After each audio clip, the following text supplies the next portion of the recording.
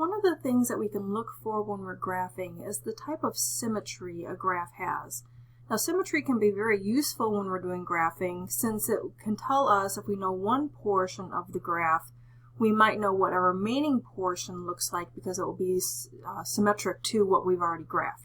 So this is something that is explored heavily with parabolas, but there's different types of symmetry that occur in different types of graphs. So let's take a look at them in a little bit more example. Now, the tests for symmetry when you have the equation are pretty straightforward. For an x-axis symmetry, we were told to replace y with negative y in the original equation, and we're going to see if we get an equivalent equation.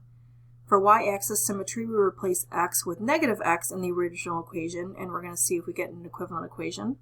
And then for origin symmetry, we're going to replace both variables, so x with negative x and y with negative y in the original equation, and see if we get an equation equivalent to what we started with.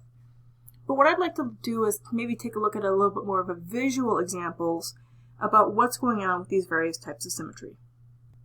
And hopefully we can show a little bit about why these different algebraic approaches are going to work for us. So this is the first graph that I'd like to look at. This is the graph of y is equal to x squared. So it's an upward opening parabola. So I already have the original graph here. It's graphed in red. And what I'm going to do is I'm going to draw on top of it a copy of it. And I'm going to try to freehand this as best as I can.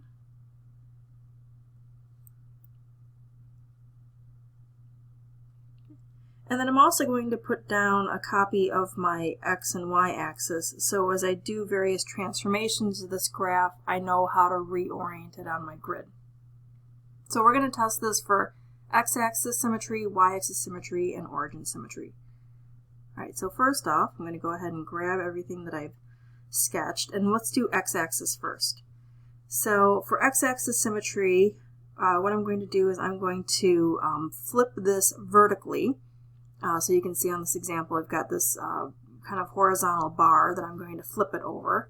So I'm going to flip it vertically, and when I do that, the way this program does it is it kind of does like a free flip. So I'm going to flip it where it was flipped over the axis, so that's why I had to draw these axis lines to realign it to the x and y axis. Now the question that's going to be posed to us is this new flipped version, does it fall on top of the original graph? And very clearly it does not, right? We end up opening down as opposed to opening up. So for x-axis symmetry, the answer to this one is no, it does not. All right, so what I'm going to do here then is we're going to then repeat this process. I'm going to redraw this real quick.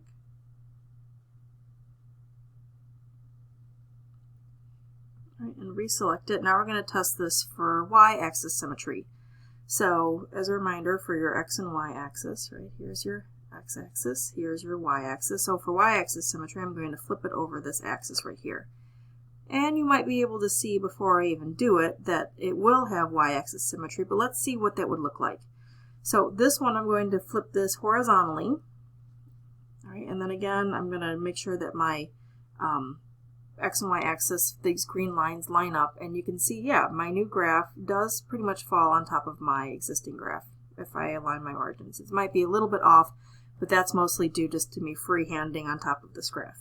So for y-axis symmetry, yes, this one will have it. Now, one of the things that I wanted to mention is about, in terms of the test that we do, is for y-axis symmetry, one of the things that we do is we replace x with negative x.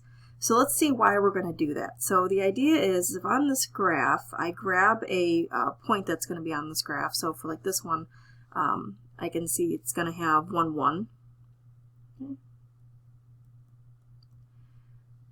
The question is that if I replace x with negative x, but leave the y-coordinate alone, is that point also on the graph? That's what our test is doing for us when we test it algebraically. And we can see in this case very much that this is true. The other thing that we can look at is we can look at the distances. For this to have y-axis symmetry, the distance from my y-axis to this point has to be the same as the distance from my y-axis to that point. So those are some of the things that have to exist for the graph to have y-axis symmetry. Alright, so I'm going to get rid of all those markings and record that yes, this does have y-axis symmetry. And then finally we're going to test for the origin symmetry. So for the origin symmetry, what would have to happen is if I were to take this and rotate it 180 degrees, am I going to fall on top of the original graph? So I'm going to rotate it 180 degrees. And then again, this is why I have these green lines, because I have to rotate it about the origin. And then the question is, does my new graph fall on top of my existing graph? And we can very clearly see, no, it does not. So this one will not have origin symmetry. Okay, so let's take a look at a couple more examples. So this is going to be the graph of x is equal to y squared. Okay, so this is going to be a sideways opening parabola, specifically opening up to the right. And we're going to play the same game. I'm going to draw a copy of this on top of the original graph.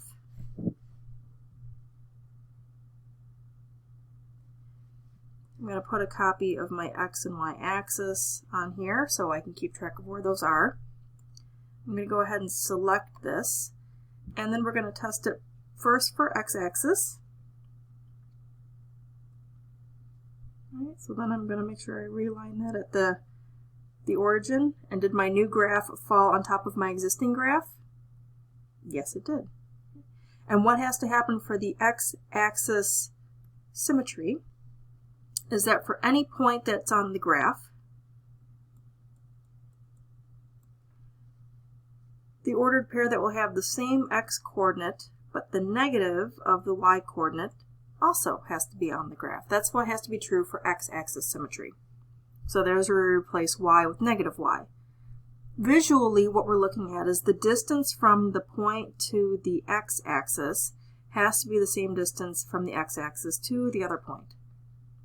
So if all of those things are being held true, then the graph will have x-axis symmetry.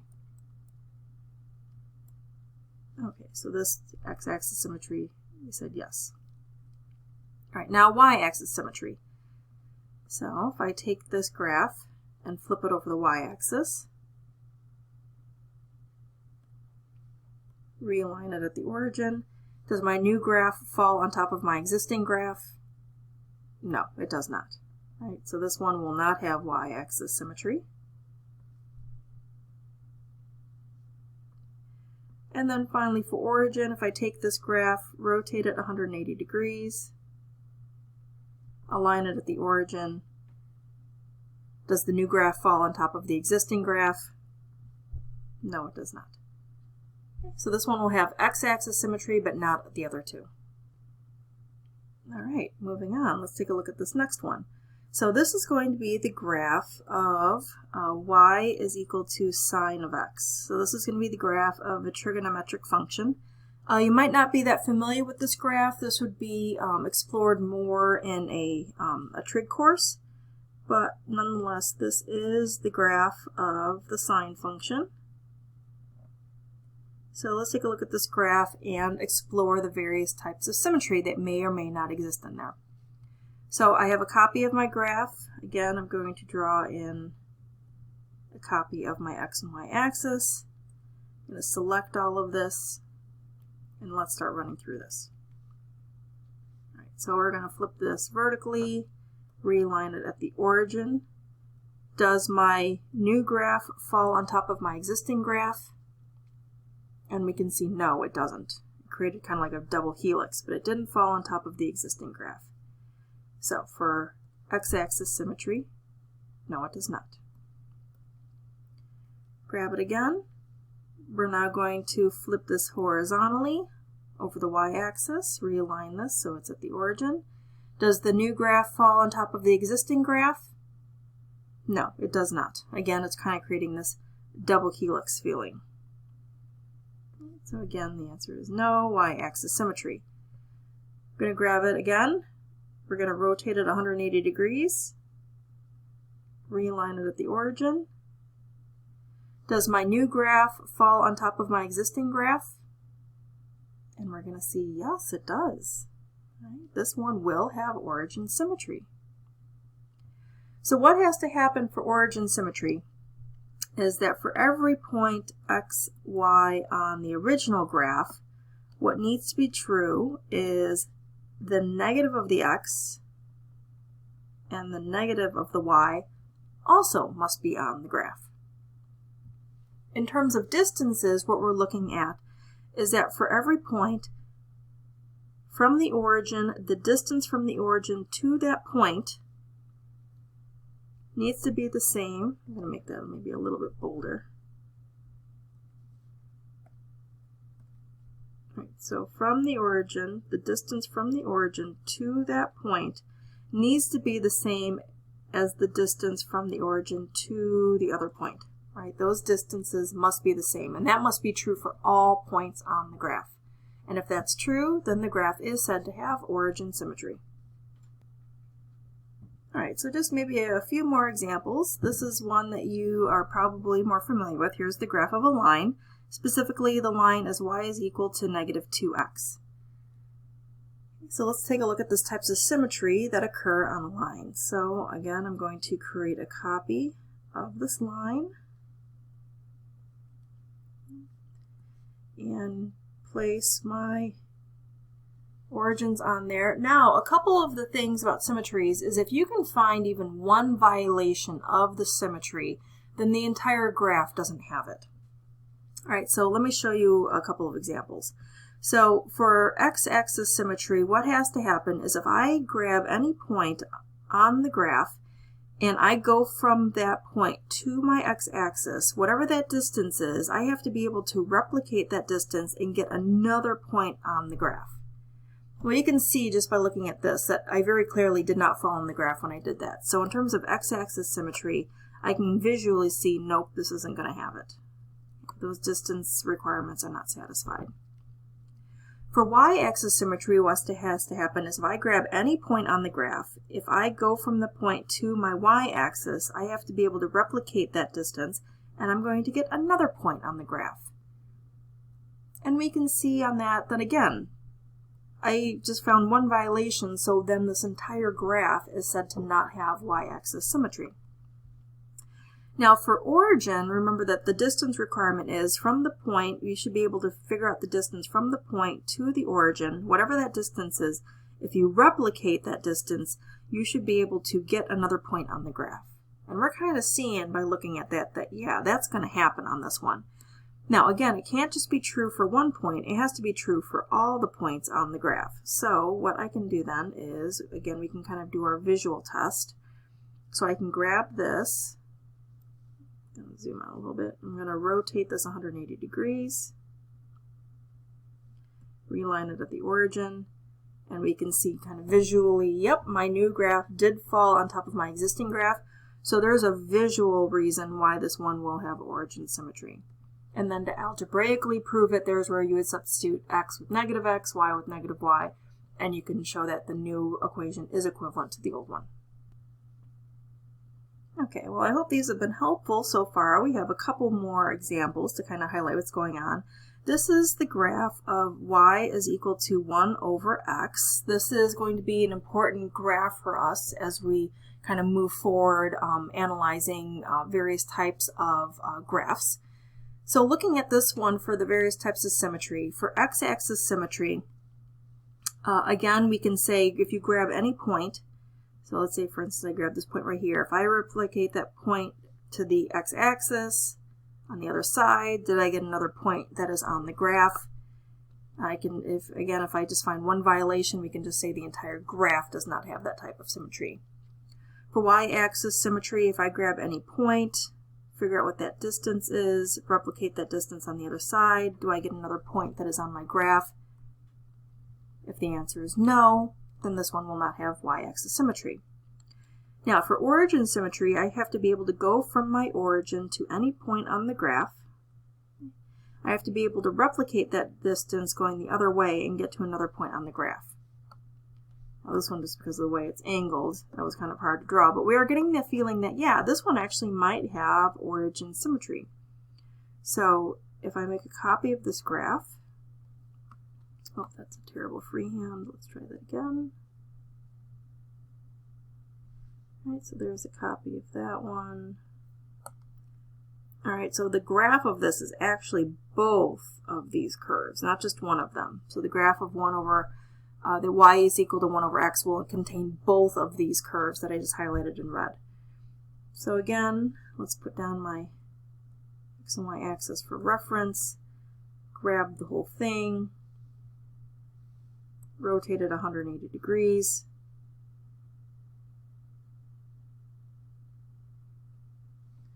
realign it at the origin. Did my new graph fall on top of my existing graph? And yes, it did.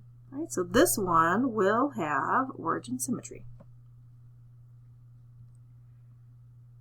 Now for this next one, this actually is the graph of a modified cubic. This is going to be the graph of y is equal to x cubed plus x squared plus x plus 1.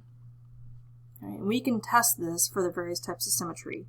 Now, without making a copy of it and doing all the flipping, let's just do kind of our shorthand tests. For x-axis symmetry, if I grab any point on the graph and I go down to the x-axis, replicate that distance, do I get another point on the graph? No. For y-axis symmetry, if I grab any point on the graph, figure out the distance to the y-axis, replicate the distance on the other side, do I get another point on the graph? No. For any point on the graph, if I go from the origin to a point and I replicate that distance on the other side, do I get another point on the graph? And we're going to see no, we don't.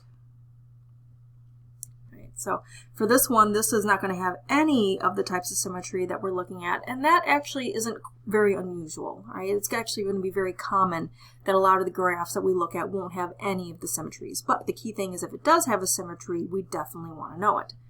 Now, this last one we want to look at is a really special one. This is the graph of a circle. X squared plus y squared is equal to 4. It's a circle centered at the origin with a radius of 2. So for this one, if we look at the various types of symmetries, for x-axis symmetry, if we grab a point, figure out the distance to get to the x-axis and replicate the distance on the other side, we do get a point that's going to be on that graph. So for x-axis symmetry, yes, it will have it. Grab any point on the circle, figure out the distance to the y-axis, replicate the distance on the other side. If you get another point, and that's true for all points on the graph, yes, this does actually have y-axis symmetry. And this one will also have origin symmetry, all right? So maybe just kind of have that visual cue. I'll make a copy of this. Got a little off the circle over there. Let's try that one more time. All right, make a copy of my x and y axis. All right, so if I grab everything, rotate it 180 degrees, make sure it's realigned at the origin. Yeah, the new graph does fall on top of the existing graph when I rotate it. So for this one, we'll also have origin symmetry. So this is one of the special things about these circles, is it actually will have all 3 types of symmetry. So while we algebraically will prove the different types of symmetries, just kind of going back up here, we'll algebraically prove them by replacing the variable with its negative and see if we result in an equivalent equation.